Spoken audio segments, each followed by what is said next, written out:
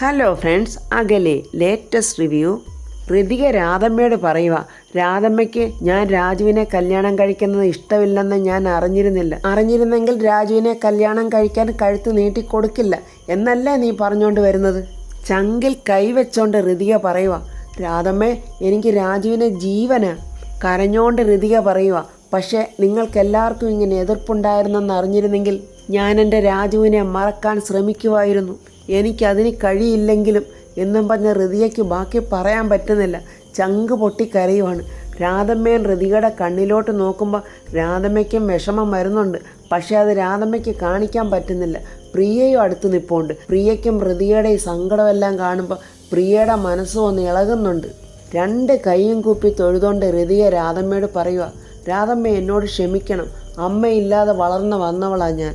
എന്നോട് ഇങ്ങനെ വെറുപ്പ് കാണിക്കല്ലേ രാധമ്മ എന്നും പറഞ്ഞ് രാധമ്മയുടെ കയ്യിലോട്ട് ഇങ്ങനെ പിടിക്കാൻ ചെല്ലുമ്പോൾ രാധമ്മ ആ കൈ അങ്ങോട്ട് തട്ടി മാറ്റുവാണ് ഋതികയുടെ. എൻ്റെ മനസ്സിലേറ്റ മുറിവൊന്നും അങ്ങനെ ഉണങ്ങില്ല. അതിനി എൻ്റെ മരണം വരെ ഉണ്ടാവും. ഞാനേ കൃഷ്ണനോ ക്രിസ്തുവോ ഒന്നും അല്ല, ഒരു മനുഷ്യ സ്ത്രീയാണ്, വെറും സാധാരണക്കാരി. എനിക്കെൻ്റെ ഉള്ളിൽ വെറുപ്പ് സൂക്ഷിച്ച് വെച്ചോണ്ട് മുഖത്ത് ചിരിയുമായിട്ട് നടക്കാൻ എനിക്കറിയില്ല. അതിനി എന്നെക്കൊണ്ട് പറ്റില്ല എന്നും പറഞ്ഞിട്ട് രാധമ്മ ദേഷിച്ച് ഋതിയെ നോക്കിയിട്ടങ്ങ് പോവുകയാണ്. പ്രിയ അവിടെ വിഷമിച്ച് നിൽക്കുന്നുണ്ട്. ഋതിയെ കരയാതെ എന്നിങ്ങനെ പ്രിയ പറയുമ്പോഴേക്കും ഋതിയ പ്രിയേച്ചീന്നും പറഞ്ഞ് കരഞ്ഞുകൊണ്ട് പ്രിയയുടെ മാറിലോട്ടങ്ങ് വീഴുവാണ്. ഋതിയെ കരയാതെ അമ്മ വലിയ സങ്കടങ്ങളൊക്കെ അങ്ങനെ പറയുമ്പോൾ ഋതിയെ അത് വലിയ കാര്യമാക്കി എടുക്കണ്ട. അമ്മയൊന്നും മനസ്സിൽ തട്ടി പറയുന്നതല്ല. രാജു എന്നെ കല്യാണം കഴിച്ചത് വലിയ തെറ്റായിപ്പോയോ പ്രിയേച്ചി? അയ്യോ, തെറ്റൊന്നും അല്ല ഋതികെ. അമ്മയുടെ മനസ്സിൽ ശ്രീയുടെ ചിന്ത മാത്രമായിരുന്നു. എല്ലാ അമ്മമാർക്കും അവരവരുടെ മക്കളല്ലേ ഋതികെ വലുത്. അതുകൊണ്ട് അമ്മ ഓരോന്ന് പറഞ്ഞു പോകുന്നതാ, അല്ലാതെ ഋതിയോട് വൈരാഗ്യം ഉണ്ടായിട്ടൊന്നും അല്ല പറയുന്നത്. പിന്നെ പ്രിയേച്ചിക്കും ആദ്യമൊക്കെ ദേഷ്യം തോന്നിയിരുന്നു. അമ്മ വേദനിക്കുന്ന കാണുമ്പോൾ പിന്നെ എനിക്കും ദേഷ്യം വരില്ലേ ഋതികെ? അത്രേ ഉള്ളു. ഋതിക കരയാതെ. രാധമ്മ അങ്ങോട്ട് വന്ന് നോക്കുമ്പോൾ പ്രിയ ഇങ്ങനെ ഋതിയെ മാറോടെ ചേർത്ത് വെച്ച് സ്നേഹത്തോടെ സംസാരിക്കുന്നതാണ് കാണുന്നത്. അത് കണ്ട് കലിയിളകി രാധമ്മ, പ്രിയേ എന്തുവാടി കാണിക്കുന്നത്? ഓ, നിന്റെ ഒരു അനുകമ്പ. ഈ കുടുംബത്തിൻ്റെ സമാധാനം നശിപ്പിച്ചവളാ ഈ നിൽക്കുന്ന ഋതിക. അവളോടൊന്നും നിനക്ക് യാതൊരു അനുകമ്പയും വേണ്ട. നീ നിന്റെ കാര്യം നോക്കി പോടി. ഇടി പോകാനാ പറഞ്ഞത്.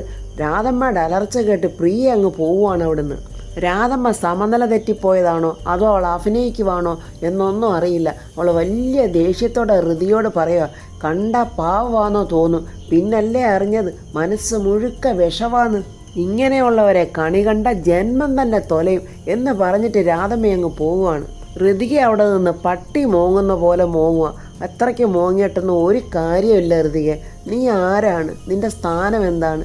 ഇതൊന്നും അറിയാത്ത ഈ മൂഢജന്മങ്ങളോട് നീ വെറുതെ അനുകമ്പ കാണിക്കേണ്ട കാര്യമുണ്ടോ?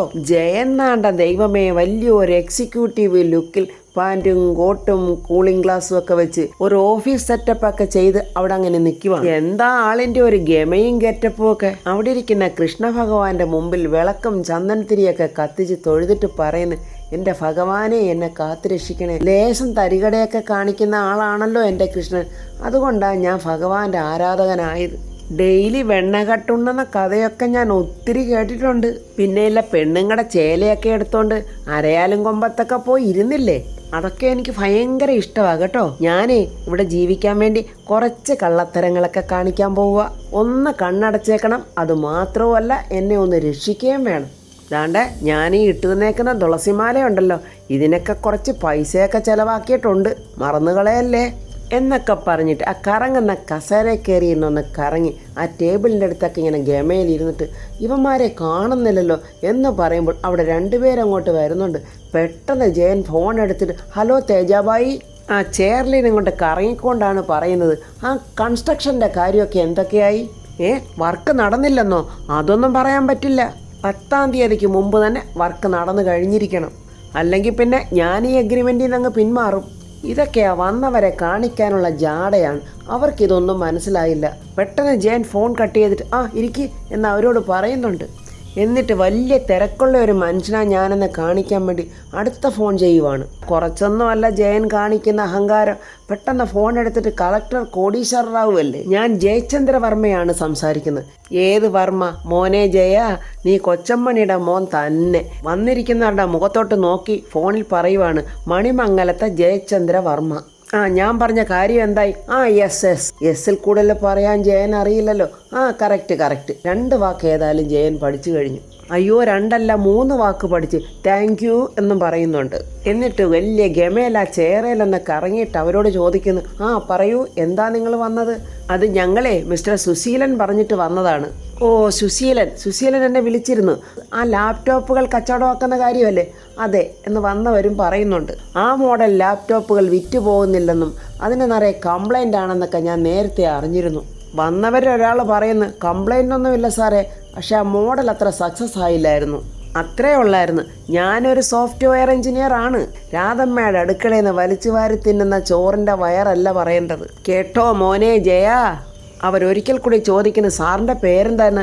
ഞാൻ മണിമംഗലത്തെ ജയചന്ദ്ര വർമ്മ. ഞാനങ്ങ് സ്റ്റേറ്റ്സിലായിരുന്നു, അങ്ങ് ചിക്കാഗോയിൽ. കുറച്ച് നാളെ ആയിട്ടുള്ളൂ ഇങ്ങ് നാട്ടിലെത്തിയിട്ട്. യുവർ നെയിം പ്ലീസ് എന്നൊക്കെ നമ്മുടെ ജയൻ ചോദിക്കുന്നു. അപ്പോൾ അവരവരുടെ പേരൊക്കെ ദരുണെന്നും ദിലീപെന്നും ഒക്കെ പറയുന്നുണ്ട്.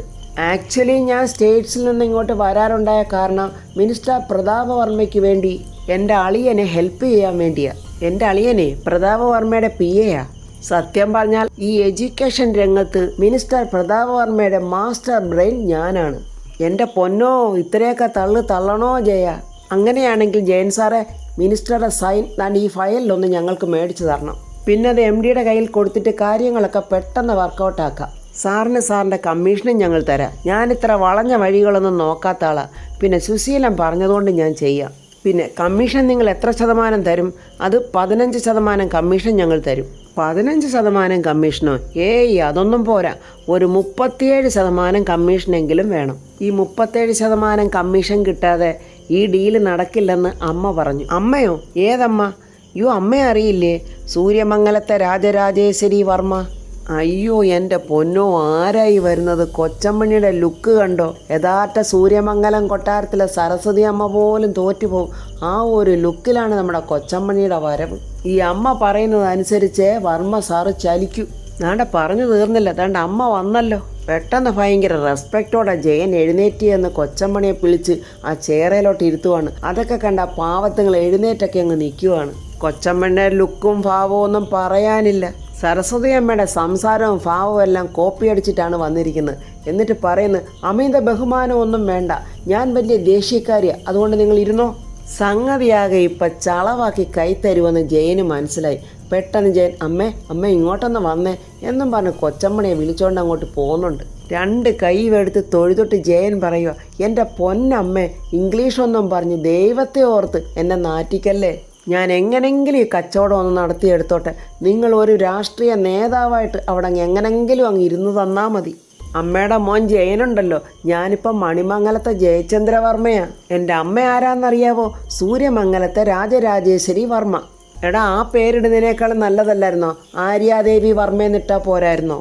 ജയന് ദേഷ്യം വരുന്നുണ്ട്. പല്ല് കടിച്ചിട്ട് പറയാം, തള്ളേ, ഇവിടെ പറഞ്ഞിട്ടുള്ള ജോലികൾ മാത്രം നീ ചെയ്താൽ മതി കേട്ടോ. അങ്ങനെ എല്ലാം പറഞ്ഞു കൊടുത്തിട്ട് ജയൻ അമ്മയും കൂട്ടിക്കൊണ്ട് അവരുടെ മുന്നിലോട്ട് വരുവാണ്. 37% ഒട്ടും കുറയാൻ പറ്റില്ലെന്നാണ് അമ്മ പറയുന്നത്. മോനെ ജയചന്ദ്ര വർമ്മേ, ഇവന്മാരുടെയൊക്കെ പേരെന്തോന്നാ പറഞ്ഞത്? അമ്മയത് ഒരാൾ ദിലീപും ഒരാൾ ദരുണും. അമ്മ ഇങ്ങനെയാ, രാഷ്ട്രീയത്തിലെ പെൺസിംഹമാ, ഇച്ചിരി വല്ലാത്ത കടുംപിടുത്തക്കാരിയാ. കൊച്ചമ്മണി പറയാ, സിംഹമോ കടുവായോ പുലിയോ എന്തോ ആയിക്കോട്ടെ, ഞാൻ പറഞ്ഞ കാര്യങ്ങളൊക്കെ നീ ഇവരോട് സംസാരിച്ചോ? സംസാരിച്ചമ്മേ. എന്നാൽ അങ്ങനെ തന്നെ, ഞാനൊരു കാര്യം പറഞ്ഞാൽ അതിൽ നിന്ന് യാതൊരു മാറ്റവും ഉണ്ടാവില്ലെന്ന് വർമ്മയ്ക്കറിയാമല്ലോ. അറിയാമേ? വന്ന പൊട്ടന്മാരുടനെ പറയാം, എന്നാൽ നിങ്ങൾ പറഞ്ഞ പോലെ ഈ ഡീല് ഞങ്ങൾ ഉറപ്പിച്ചിരിക്കുന്നു. അത് കേട്ട് ജയൻ സന്തോഷം കൊണ്ട് വെരി ഗുഡ് എന്നൊക്കെ പറയുന്നു. അപ്പോഴവരൊരു ഫയൽ കൊടുക്കുന്നുണ്ട്. ഈ ഫയൽ വർമ്മ സാറിൻ്റെ കയ്യിൽ കൊടുത്ത് സൈൻ വാങ്ങിയിട്ട് ഞങ്ങൾക്ക് തരണം. അപ്പോൾ തന്നെ ആദ്യ ഗഡു കമ്മീഷൻ തുക ഞങ്ങൾ നിങ്ങളെ ഏൽപ്പിക്കും. അങ്ങനെ ഡീലൊക്കെ ഉറപ്പിച്ച് അവരിറങ്ങി പോവുകയാണ്. അവരങ്ങോട്ട് പോയി കഴിഞ്ഞപ്പോൾ അമ്മയും മോൻ്റെയും തരികിട പണി തുടങ്ങി. നീ എന്ത് പണിയാടെ കാണിച്ചത്? എന്നെ വല്ല വിദേശത്തോട്ടും കയറ്റിവിടാനാണോടാ നീ പണിയൊക്കെ ചെയ്യുന്നത്? അയ്യോ എൻ്റെ തള്ളേ, നിങ്ങളെ വിദേശത്തോട്ട് കയറ്റി അയക്കാൻ നിങ്ങളെന്താ പച്ചത്തവളയോ? ഇതേ 10 കാശ് കിട്ടുന്ന ഉടായ്പ പണിയാ. നിങ്ങൾ മര്യാദയ്ക്ക് നിന്നാൽ നിങ്ങൾക്ക് ഇതിൻ്റെ കമ്മീഷൻ തരും. നീ എത്ര കമ്മീഷൻ എനിക്ക് തരും? ഏതായാലും സത്യം ഇവരോട് പറയണ്ട, അതുകൊണ്ട് മാറ്റി തന്നെ പറയാം. അമ്മേ, എനിക്ക് 10 ലക്ഷം കിട്ടും. അപ്പോൾ അതിൻ്റെ പകുതി ഞാൻ അമ്മയ്ക്ക് തരും. അപ്പോൾ 5 ലക്ഷം രൂപ നീ എനിക്ക് തരുമല്ലോ? തരുമമ്മേ. കാശ് കിട്ടിക്കഴിഞ്ഞാൽ നിൻ്റെ തരികട സ്വഭാവം എൻ്റെ എടുത്താലുണ്ടല്ലോ, നിൻ്റെ കാല് രണ്ടും ഞാൻ തല്ലി ഓടിക്കും. ഞാൻ ഇനി ആ ഫോട്ടോ സ്റ്റുഡിയോയിലോട്ടൊന്ന് പോവുകയാണ്. ഈ വേഷം ഇട്ടുകൊണ്ട് എനിക്കൊരു 5-8-10 ഫോട്ടോ എടുത്ത് വെക്കണം എന്നും പറഞ്ഞ് കൊച്ചമ്മണി ജയൻ്റെ പോക്കറ്റിൽ കൈയിട്ട് പോക്കറ്റിലിൻ്റെ പൈസ അങ്ങ് എടുത്ത്, ഇതേ വണ്ടിക്കൂലിയാ കേട്ടോ എന്നും പറഞ്ഞ് കൊച്ചമ്മണി അങ്ങ് പോവുകയാണ്. അംബികയും മോനും കൂടെ ബെഡ്റൂമിൽ എന്നെ ചർച്ച ചെയ്യുക. ദീപക് അംബികയോട് പറയുന്നു, അമ്മേ, ആ ലാപ്ടോപ്പിൻ്റെ വിതരണത്തിൻ്റെ ചുമതലയെ എന്നെ ഏൽപ്പിക്കാവോ എന്ന് അമ്മാവനുണ്ടെന്ന് ചോദിച്ചുകൂടെ? എടാ പൊന്നു മോനെ, അവനെ ഹരിചന്ദ്രനായ മന്ത്രിയല്ലയോ, നാട് നന്നാക്കാനിറങ്ങിയ സത്യസന്ധനായ മന്ത്രി.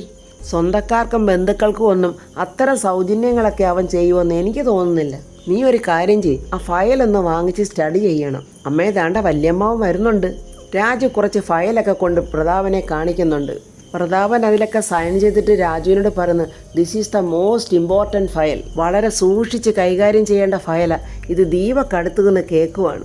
പല അഴിമതി ആരോപണങ്ങളും വരാൻ സാധ്യതയുള്ള ഫയലായതുകൊണ്ട് അതുകൊണ്ട് വളരെ ശ്രദ്ധ വേണം. ശരി സാറെന്നും പറഞ്ഞ് രാജു സമ്മതിച്ച് വാങ്ങിക്കുന്നുണ്ട്. ഇതെല്ലാം ദീപക് കണ്ടുകൊണ്ട് നിൽക്കും. നിനക്ക് ഞാൻ തരാവട ഇതിൻ്റെ പണി. രാജുവിനോടുള്ള പ്രതികാരം വീട്ടാൻ പറ്റിയ സാഹചര്യം ഇതാണെന്നൊക്കെ ദീപക് ഇങ്ങനെ മനസ്സിൽ വിചാരിക്കുന്നുണ്ട്. രാജു ആ ഫയലൊക്കെ കൊണ്ട് ആ സോഫയിൽ അവിടെ ഇരിക്കുവാണ്. പെട്ടെന്ന് രാജുവിനെ ചേർന്ന് ദീപക് ചെന്നിരുന്നുകൊണ്ട് രാജു എന്ന് വിളിക്കുന്നു. അത് കേട്ടിട്ട് രാജു, ഞാനിതെന്തോ സ്വപ്നം കാണുവാണോ? അളിയൻ എൻ്റെ പേര് വിളിച്ചില്ലേ? ദീപക് ചോദിക്കുന്നു. അളിയനോ? അതെ, അളിയൻ. ഞാൻ അളിയൻ്റെ പെങ്ങളെയല്ലേ വിവാഹം കഴിച്ചിരിക്കുന്നത്? അതെ, അവളെൻ്റെ പെങ്ങളൊന്നുമല്ല, അവളെൻ്റെ മുറപ്പെണ്ണ. രാജു പറയാ, ഇന്ന് മുറപ്പെണ്ണെന്ന് പറയുന്നത് മാത്രമല്ല, ഭാര്യയും ഒരു കുഞ്ഞും ഒക്കെ ആയിക്കഴിയുമ്പോഴേ ബാക്കിയുള്ള സ്ത്രീകളൊക്കെ സിസ്റ്റേഴ്സാണ്. രാജു ദീപക്കിനെ ഒന്ന് ആക്കിയതാണെന്ന് ദീപക്കിന് നല്ലതുപോലെ മനസ്സിലായി. പിന്നെ മുറപ്പെണ്ണാണ്, കെട്ടിയേക്കാം, വീട്ടിലെ പട്ടിയാക്കാം എന്നൊക്കെ സ്വപ്നം കണ്ട് എന്നൊക്കെ കരുതി നീ കുറേ നാൾ ഹൃദയ മേഡത്തിൻ്റെ പുറകെ നടന്നിട്ടുണ്ട്. അയ്യോ എൻ്റെ ദീപക്കെ, അതിനൊക്കെ ഞാൻ സാക്ഷിയാ. പക്ഷെ എന്ത് ചെയ്യാനാ ദീപക്കെ, നടന്നത് മാത്രം മെച്ചം. ദീപക്കിൻ്റെ ഭാവം അങ്ങ് മാറി. നീ എന്താടാ എന്നോട് ഒരസാൻ വരുവാന്നോടാ? അയ്യോ അളിയ, അളിയനല്ലേ എനിക്കിട്ട് പണി തരാൻ നടക്കുന്നത്. പക്ഷെ എന്ത് ചെയ്യാനാ അളിയ, ഒന്നും നടന്നില്ല. എടാ രാജു, നീ ഓരോന്നൊക്കെ പറഞ്ഞ് നീ എന്നെ ടെമ്പറാക്കരുത്. വേണ്ട വേണ്ട എന്ന് കരുതി ഞാൻ ഒതുങ്ങി നടക്കുക. അയ്യോ പോട്ടളിയ, എന്തായാലും ഞാൻ അളിയൻ്റെ പെങ്ങളെ കെട്ടിയ ആളല്ലേ. ഓ, ഇനി അതൊക്കെ പോട്ടെ, എന്തിനാ അളിയൻ എന്നെ വിളിച്ചത്? അത് പറ, എന്നെ വെറുതെ വിളിച്ചതാണോ? ദീപക് ഒരു പുഞ്ചിരിയൊക്കെ പുഞ്ചിരിക്കുന്നുണ്ട്. അത് പിന്നെ രാജു, ആ ലാപ്ടോപ്പ് ഡിസ്ട്രിബ്യൂഷൻ്റെ അഗ്രിമെൻ്റ് പേപ്പർ എന്നെ ഒന്ന് കാണിക്കുമോ? അയ്യോ എൻ്റെ പൊന്നളിയ, അത് ഗവൺമെൻറ് ഫയലാ, അങ്ങനെ കാണിക്കാനൊന്നും പറ്റില്ല. പെട്ടെന്ന് രാജു മനസ്സിൽ ഓർക്കുക, ഈ ഫയൽ ഇവിടെ വെച്ചാൽ ഇവൻ്റെ സ്വഭാവം വെച്ച് ഇവൻ ഇത് അടിച്ചു മാറ്റും.